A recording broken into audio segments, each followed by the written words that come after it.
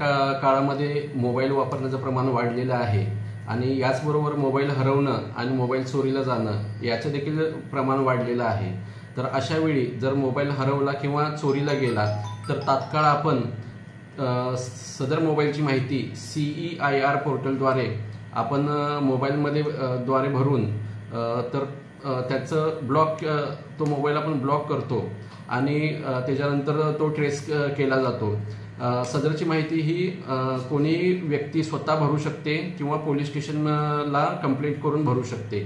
तरी सदर माहिती भरत असताना आपला मोबाईल बिल, सदर व्यक्तीचं आधार कार्ड आणि त्याचा IMEI नंबर ह्या गोष्टी असणं अनिवार्य आहे। ह्या CEIR पोर्टलद्वारे मोठ्या प्रमाणात मोबाईलचा शोध लागलेला आहे आणि त्या मोबाईल धारकांच्या पर्यंत सदरचे मोबाईल हे पोहोचलेले आहेत।